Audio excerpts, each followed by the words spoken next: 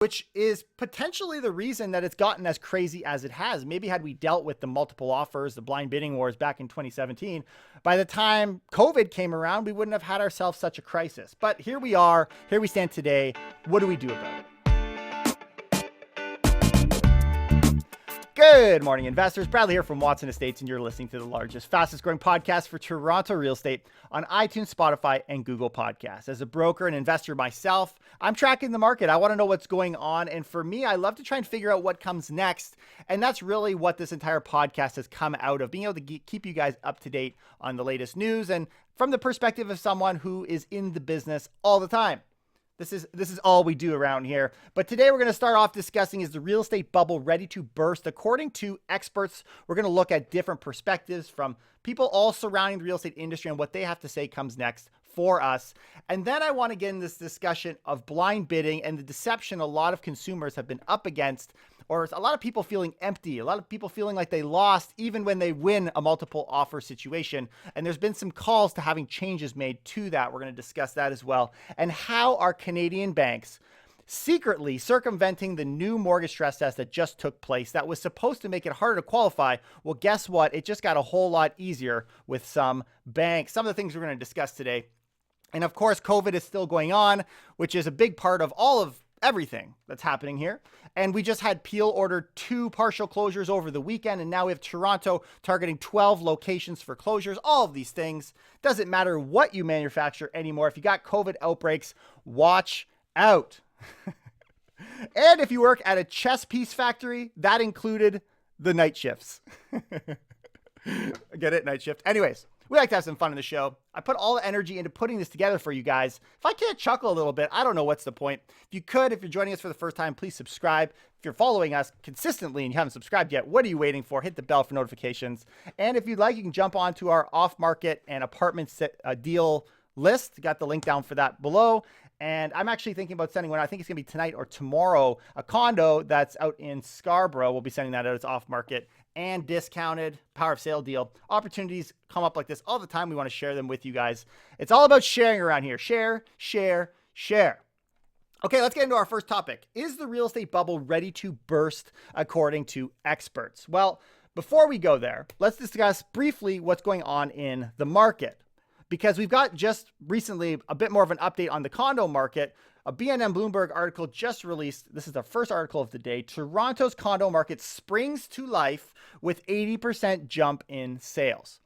Now, any of you guys have been following our show know you got to be really careful with the numbers, the percentage increase year over year in any segment right now, especially as we round into next month, because you're really comparing against a very strange 2020. But this isn't to take away from the value of what's going on in the condo market today.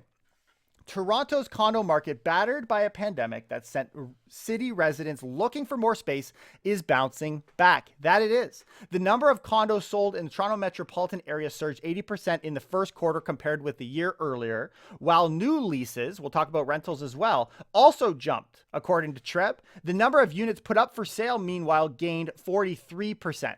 So we're seeing a lot more sales than we're seeing new listings coming on.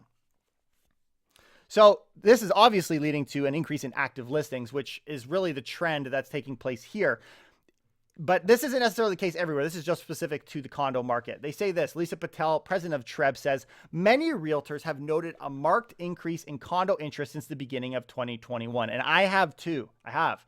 This interest will likely continue to increase as the economy improves and vaccine take-up accelerates, resulting in more confidence for first-time buyers. Buyers and renters appear to be taking advantage of discounts, which still exist. By the way, average selling prices are down 1.4% from a year ago.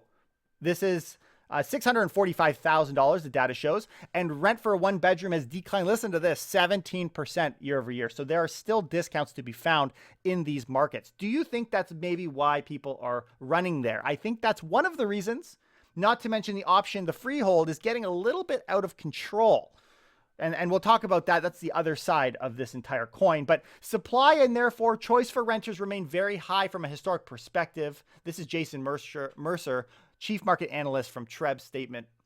He says, however, If growth in rental transactions continues to outstrip growth in listings, market conditions will become tighter as we move through 2021 and even more so in 2022 as immigration and non-permanent migration rebound. So things could get tighter, hotter, specifically in the condo market. And when we look at the rentals, just to give you some context there as well, GTA active rental listings as an update, we actually have a big decline, over 500 units in active rental listings compared to last week. So week over week, we're seeing a pretty steady dropping since it looks like November of 2020. We've seen a steady decline in the number of active listings for lease. So yes, there's a discount in there, but we are seeing tightening happen. We'll get a little bit further into the show today. We'll discuss the rental market with more detail. But we're seeing rental inventory dropping pretty quickly on a weekly basis, and it reminds me of the accident at the glass factory. In that, it's painful to watch. Oh, listening to some of these jokes got to be pretty painful too. But we'll share more about rentals soon.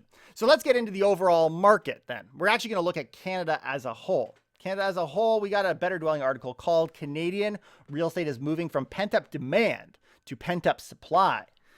CREA, the Canadian Real Estate Association, had data that shows new listings grew faster than sales in March. So again, back to our discovery here. When we have an increase in listings relative to sales, naturally we're starting to see active listings declining, right? Because they're coming on faster than they're leaving. And this seems to be the case. This seems to be the case outside of the condo market and the rental market, what we're seeing across the country. The number of new listings hitting the market was some of the highest ever. Unadjusted new listings were just under the May 2017 record high. That was the month that non-residents buying rules were introduced back in 2017. Probably remember that. As for annual unadjusted growth, that's also an all-time high. The market rarely sees this much inventory coming to market at once. People are taking advantage of the high prices across the country, and we have a massive influx of new listings. The market cooling on its own as the year goes on has been a popular call. We've got the Bank of Canada, who previously said they would expect the market to cool in the second half of the year. We've got banks saying much of the same. The market is cooling itself, which in my opinion is a best case scenario. Let's hope that trend continues. Fingers crossed. Fingers crossed. So this brings me to our discussion of a bubble, because not everybody would agree that the housing market's going to cool. I mean, we've just experienced 20, in some cases 30% year over year increases in prices, even in the GTA.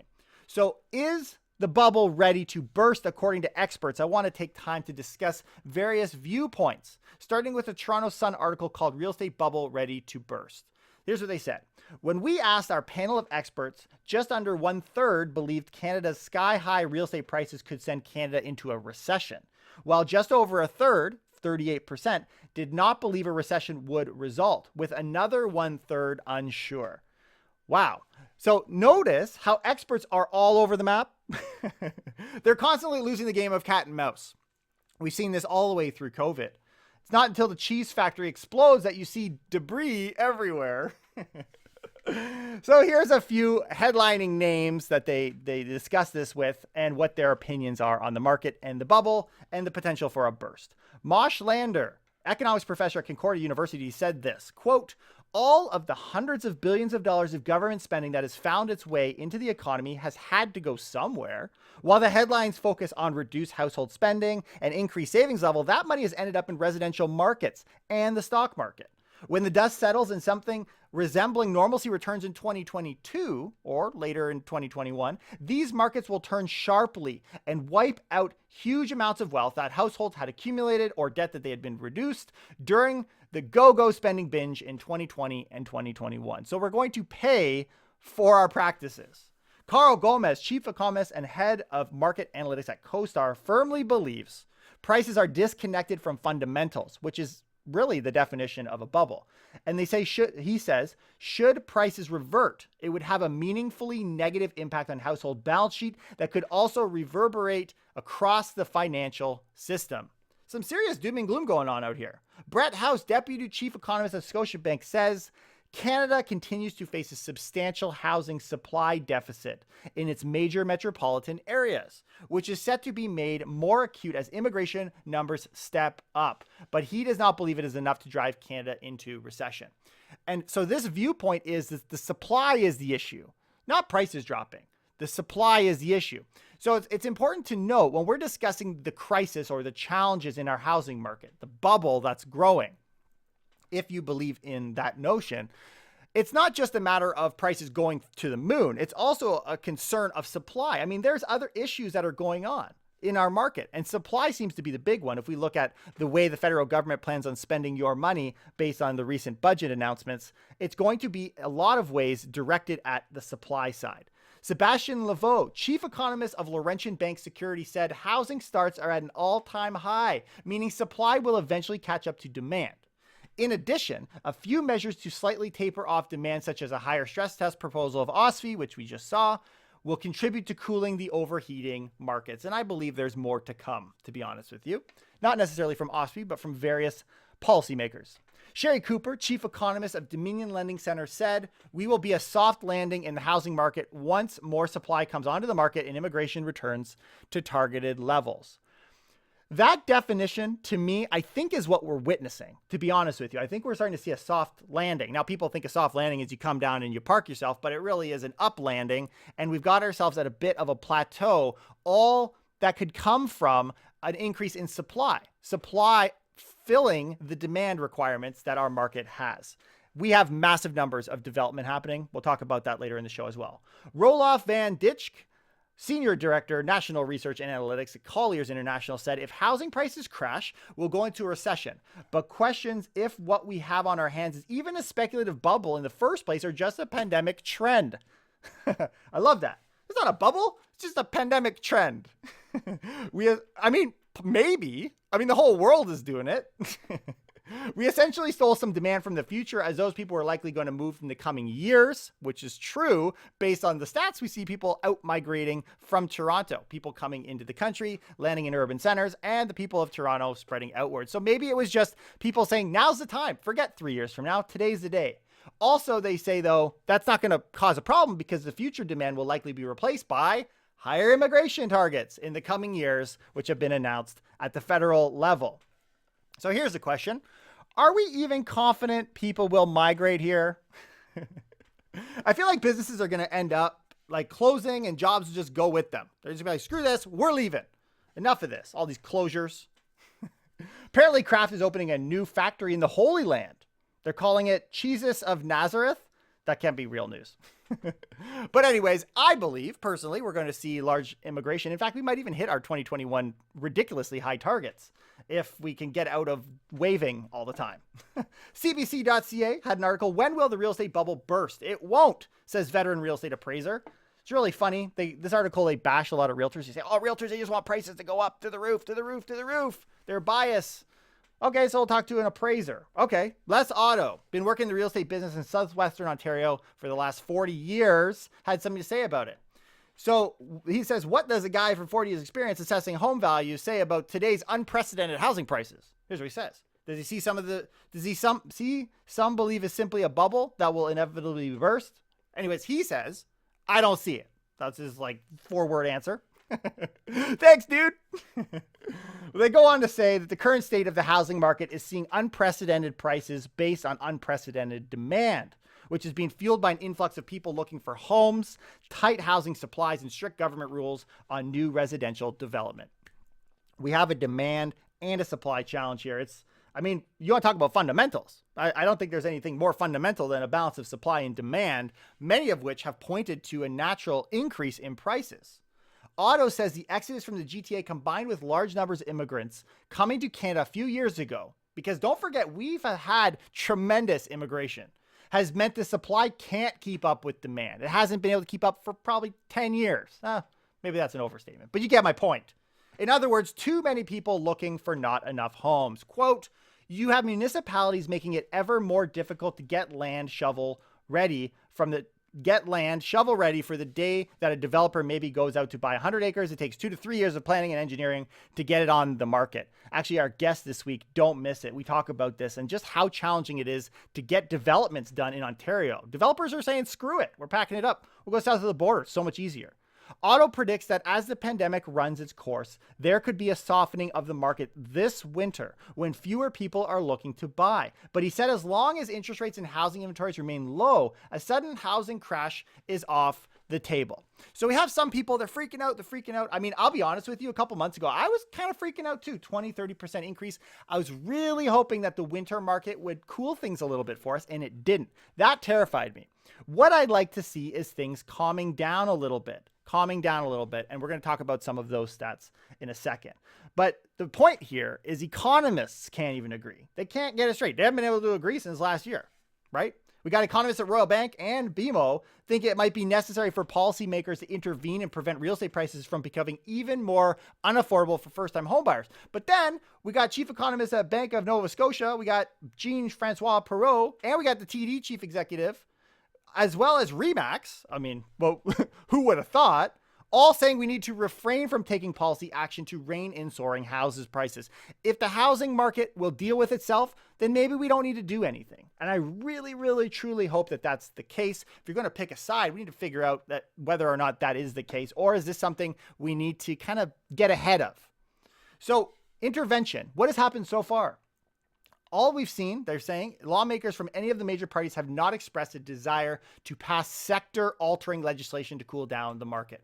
Nobody wants to do that, especially if we ended up in an election. How bad would that be? That would look not so good on paper.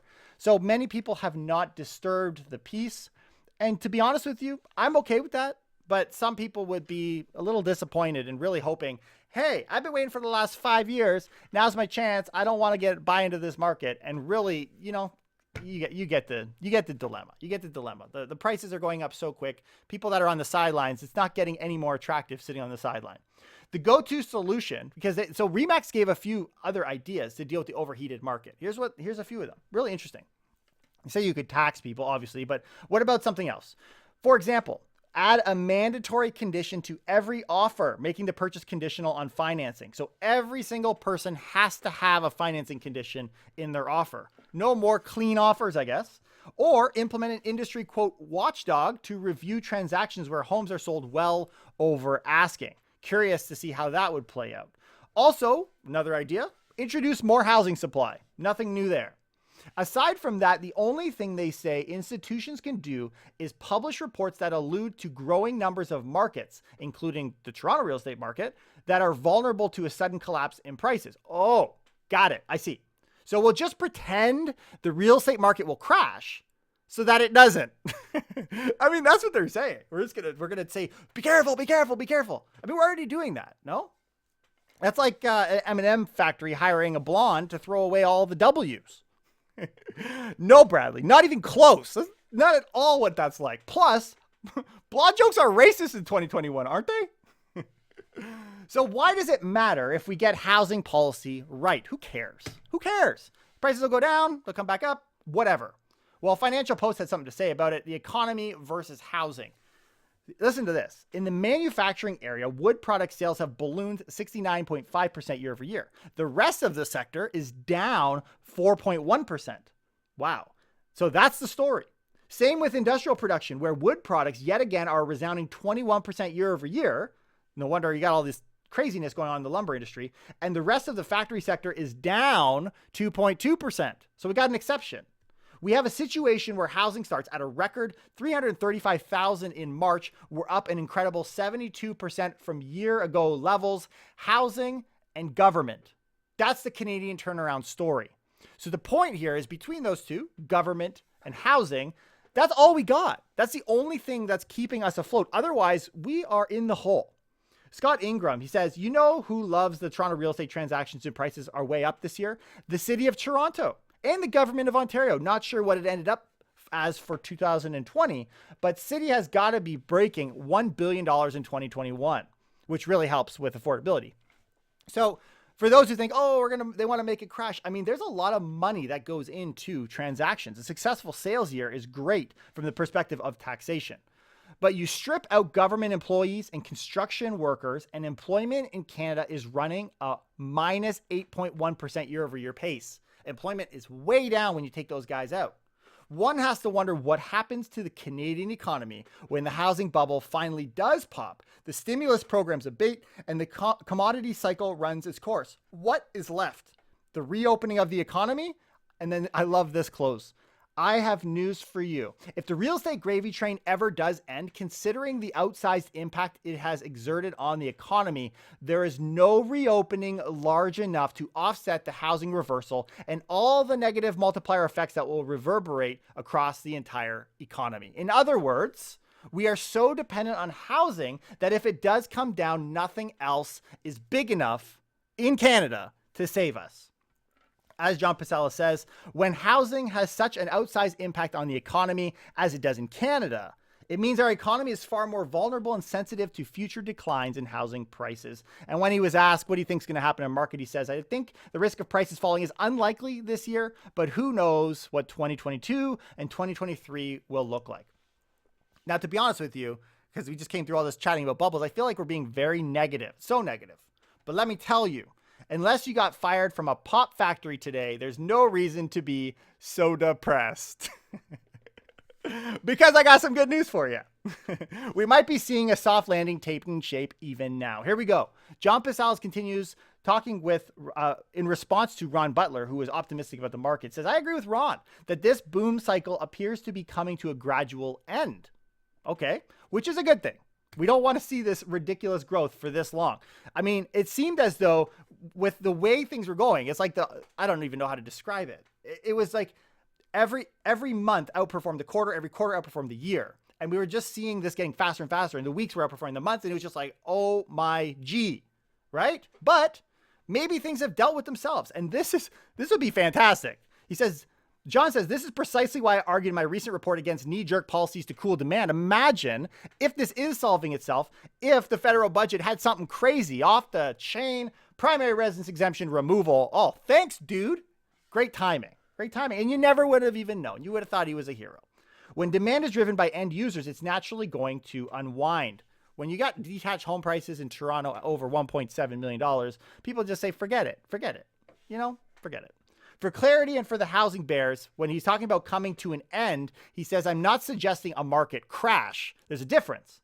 I just mean the frenzy we have seen since last summer is coming to an end. We should be moving to a more balanced market this summer, which I like to think we all want. I know there's people calling for a crash, but generally I think a balanced market is what we're looking for. There you go.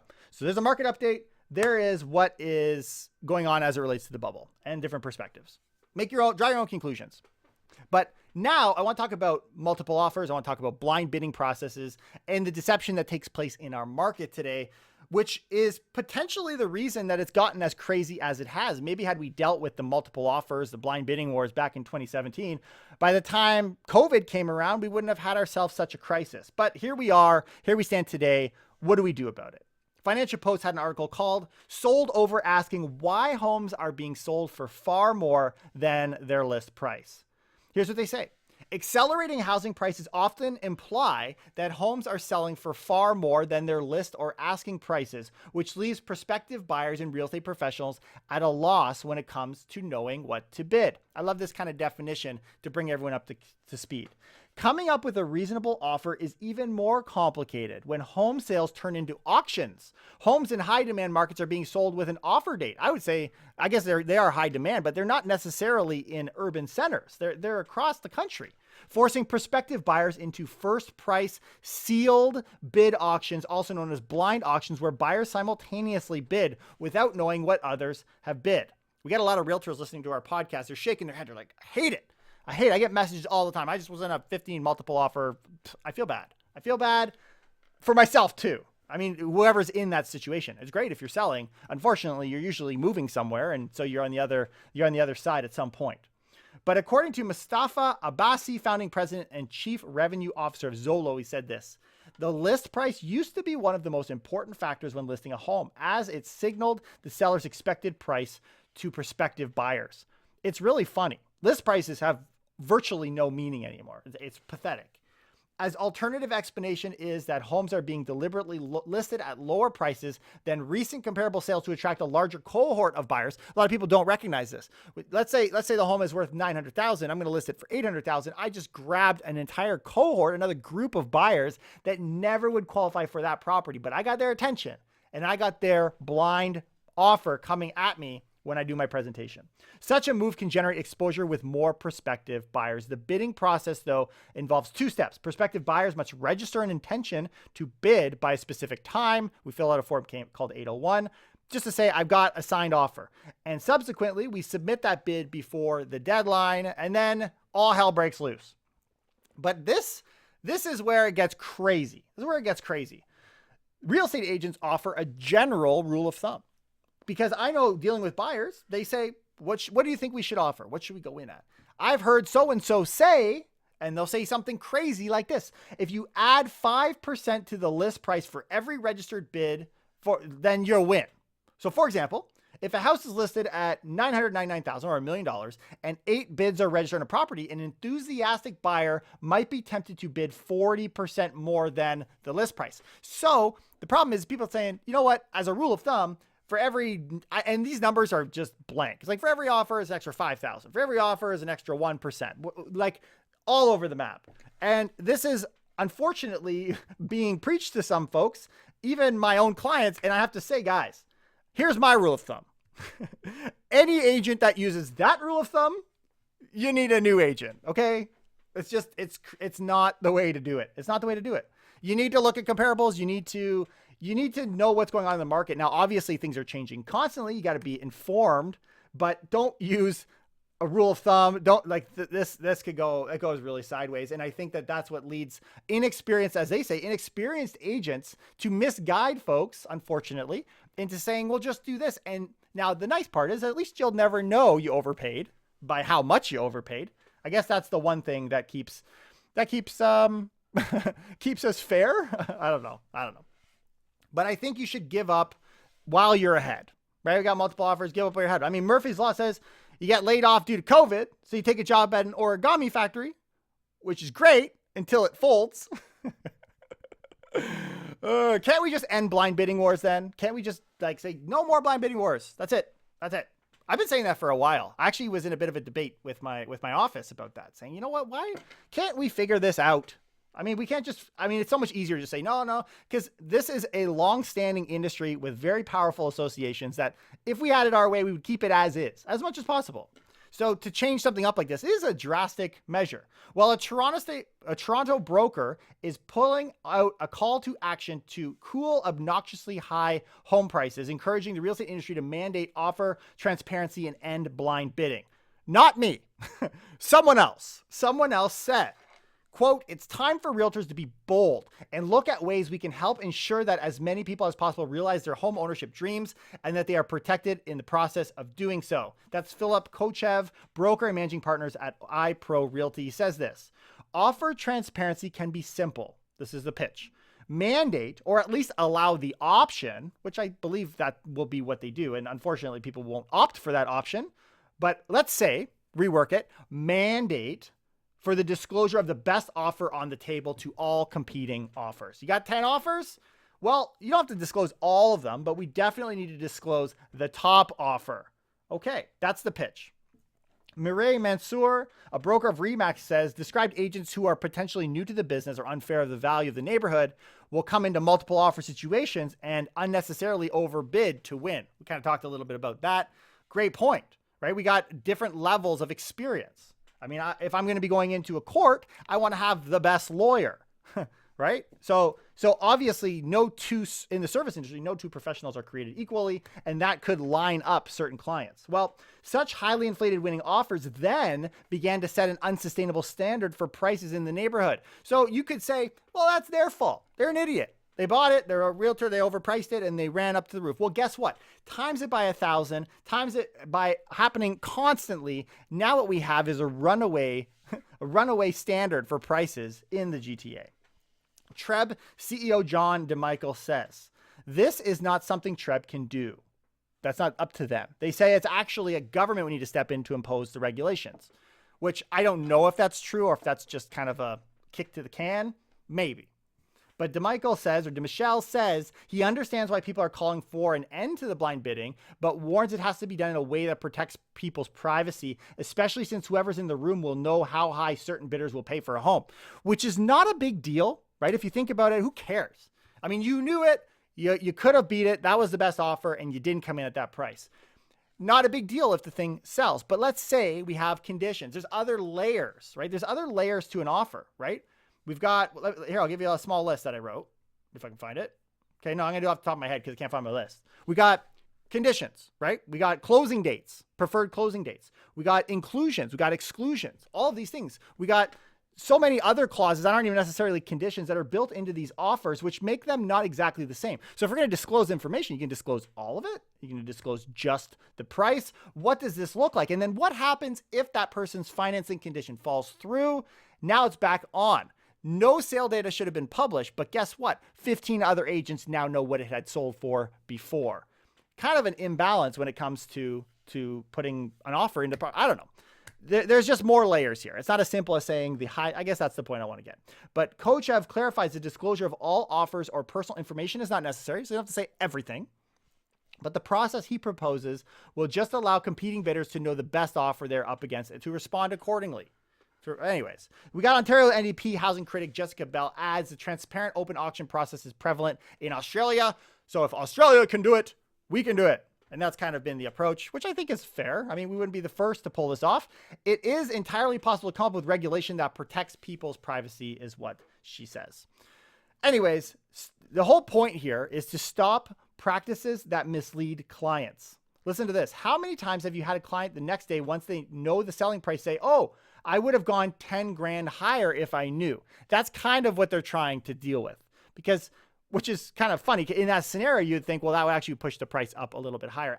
For anyone who's going to stand on the side and say, if you open up the bidding process, you're going to increase prices even more, I just think that's wrong, to be honest with you. But maybe I'm missing something. But homes that are listed for hundreds of thousands below what they're worth are selling for closer to what the realtors know they're actually worth. But, quote, home sells for close to asking price doesn't sound as sexy as, quote, sold for $500,000 over asking, which realtors love to throw in ads and see in news headlines. And you're sitting back and looking and saying, why do I not have $100,000 over asking? Because guess what? They sold it for $100,000 below what you could have in the market that we're in if you priced your home correctly.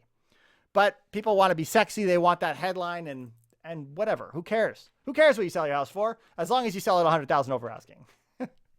But I think it's about time that someone other than myself tells the industry to stop destroying the brick factory. I say, stop. We need the bricks. And then the realtors be like, that's why we're demolishing it. Get the bricks. But Ottawa Citizen had an article, obviously not as popular as some of the local news articles, but I really like the way they approach this because I thought it was a lot more direct to the problem that we face with multiple offers in the blind bidding process. They say, when will the provincial government wake up and offer homebuyers some basic consumer protections? People buying $1 million home have fewer safeguards than someone buying a $10,000 used car. Anything is worth what people are prepared to pay for it, but how you establish the figure is important. Which multiple bids now the norm? Buying a house has turned into an auction, but with one critical difference. At a real auction, you'd know what competitors are bidding on. When buying a house, you have no idea. Realtors aren't legally allowed to say what the bids are. You could easily overshoot someone else by $50,000. Then they say, at least I had the decency not to tell you that was the case. But this is the problem. This is the problem. An auction where buyers have full information about competing offers wouldn't stop people, they say, from overspending. This is the argument that I kind of disagree with. Maybe on a case by case, there's a couple scenarios, but generally I think this would be a real, for two reasons. One, I think this would actually stop the multiple offers going way out of this country priced high, like way overpriced. The other thing is there would be naturally a psychological impact, which we need to be careful about. I think that would actually be the bigger issue at play. So anyways, we're going to jump. I'm way overdoing this here. So here's what I got. This is my closing remarks. Keep in mind, prices isn't the only issue with multiple offers. There's where I got my points. Are we disclosing all of the items or are we disclosing only the price, and what impact will that have? Because other items can be deal breakers. I mean, people have won multiple offers with the same dollar amount. Let's be clear here. What are policymakers? Here's the question. What are policymakers watching as they decide what intervention is needed? Because if they're thinking we're going to have an intervention such as no blind bidding wars, what are they watching? And what I hope that they're not watching is the market stats, because the market stats are going to be rather skewed as we look into April 2021, which will be coming out in the next week or two. Scott Ingram says, I've been trying to brace people about April year-over-year comps and have talked about sales volume. Today, I want to highlight prices. Look how average prices for freehold dove last April. If April 2021 prices stay flat from March, just by not diving, they'll be up 35% year over year. 35%. So there's your baseline. Then he goes on to clarify, obviously the price drops that we saw in 2020 weren't true drops. There was actually just a change in the housing types that were sold. Detached fell from 73% to 66%, over $2 million home sell from 14% to 8%, and over $3 million home sell from 3.8% to 2.1%. So we had drops in the larger, higher price point homes as far as sales, which skewed the dollar amount that sold, which is going to make 2021, if it's flat, look ridiculous. Brace for impact. I hope that is not the number. The year-over-year number is not being used in determining how crazy is our market, because all we needed is another 35% increase in sales price year over year for someone to press the big red button. So anyways, in conclusion, May 2021 year-over-year stats and April 2021 year-over-year stats specifically are a complete write-off. Anybody who says the market is on fire next week when the stats come out is no better than a damn tennis factory that opened up near my place. They're just making a racket. There used to be a ruler factory there, but then they went out of business. They just couldn't measure up to the competition. Boom. Let's get into some hot topics, shall we? Please like and subscribe if you haven't already, and subscribe if you're curious why I live in Industrial Park. We're going to start off discussing amid hot housing market, stretched borrowers may be stretching the truth to get loans. They are feeling stretched and they're cheating the system. The recent surge in home prices has a federal regulator reminding lenders to stay sharp. And then they go on to tell this whole story. They were talking to Dan Eisner, chief executive at True North Mortgage, who said, I must say, this is the most advanced employment fraud I've come across. So here's what's going on. So they had an employee that noticed that there were two letters for two different borrowers, two different employers that had the same signature. And this is how they figured it out. And they kind of unwound it, and they found out people were cheating on the letters, the job letters, the pay stubs, the employment contact information, which someone picked up that phone, and their websites. They had super deep websites just to create fraud in order to get that mortgage. Because let's face it, if you're not invested in Toronto today, good luck tomorrow. But increased fraud is definitely an indication of a heated market. When prices are on fire, it's nice to live up the street from a factory that makes fire hydrants. You just can't park your car there. BlogTO had another article. So many new Toronto apartment buildings have offered free rent deals this year. This is a little bit of us reminiscing about all the deals that were available to us. And I want to discuss a little bit about where rent is today. Some of you are renters, some of you are landlords. I think it's important that we know. Rent prices seem to be stabilizing in the city of Toronto after more than a year of spiraling downward. But data suggests that tenants will continue to reap the financial benefits of unprecedented freehold for years to come. All the drops we experienced, they're saying, could be years of benefits for tenants. In the GTA, vacancy rates for newer purpose-built rental apartments surged to 6.6% in the first quarter of 2021. And when we look in the city of Toronto, it's even higher at 8.8%. Just to put this into context, last year, the same period was at 1.1%, a crazy increase as far as the vacancy rates. Okay, quote, about 2/3 of buildings were offering free rent periods of 1 to 3 months to attract new tenants. 2/3 of them. 2/3 of them. I had clients that bought properties that filled them with tenants that also applied this strategy. Urban Nation calculated that these free rent periods were equal to a rent reduction of approximately $255 per month when averaged over the course of the initial lease term. People were getting deals, and deals are still to be had in our market today. That's what I wanted to share with you, the incentives that were available. Let's move along. Canadian real estate is the second biggest driver of inflation. Inflation is a big target that the Bank of Canada is watching to dictate when are we going to increase interest rates. Well, Canadian real estate is not the number one spot for inflation. It's the number two spot. but it did make a sharp increase in the last month. The current amount of growth now looks on target, but central banks are ignoring that. Instead, the Bank of Canada said it will look for, quote, sustainable inflation next year. And as I guess just to kind of wrap that up, the number one spot went to gasoline prices. But you need quality control before a successful product leaves the shop. And in the case of housing, inflation is that quality control. You know the last thing they give every Tickle Me Elmo before he leaves the factory? 2 testicles. That's my favorite joke today. That's my favorite one. BetterDwelling.com. Canada is now completing 18 homes for every person the population grows. Articles like this, I love them because they're way like, you're cheating. I mean, the headline is so cheating. But this is the numbers. There are now 18 homes completed for every person of the population that grows.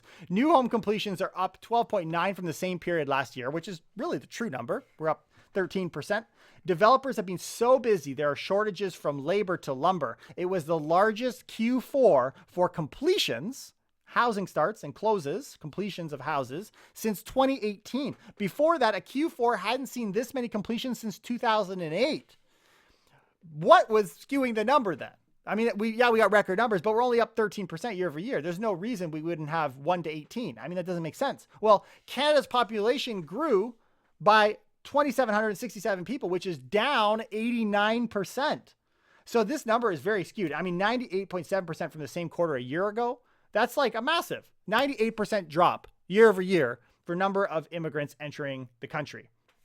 The population growth. There's no, like that alone should explain the crazy, but their point here is that if supply was truly an issue, we have supply coming to market. We've been working on getting the supply for the last few years. It's finally here. So why are prices accelerating? Why are prices going up? And I would sit back and take a second to just say, well, this is maybe part of the solution. As we're starting to see this increase in number of active listings, maybe it has kind of dealt with itself. Maybe we got extremely lucky that completions took place in this particular year.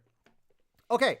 We're going to get into our last and final topic, this conversation of the new mortgage stress test. They changed the numbers on us. They increased what that rate is. They think they made it harder for, I think it was 4% of people to qualify, or what your buying power would be if you were buying a property. Well, the stress test, according to the banks, are circumventing this. One of the banks in particular doing it secretly, but the stress test appears to be hitting different people right now, right? Just like COVID shutdowns were especially bad for men.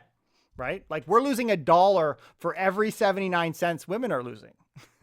The stress test disproportionately impacts, in this case, low income households. So this comes from a Better Dwelling article. Canadian banks begin circumventing mortgage stress tests for high income clients. Here's what they say. A new mortgage stress test. Don't bother me with those peasant details. After Canada's property bubble attracted global criticism, they announced tighter mortgage rules on April 8th. OSFI increased the stress test, which we know about. By the following Monday, the next week, the first bank launched a pilot mortgage program to increase the maximum mortgage size. They just didn't do it publicly.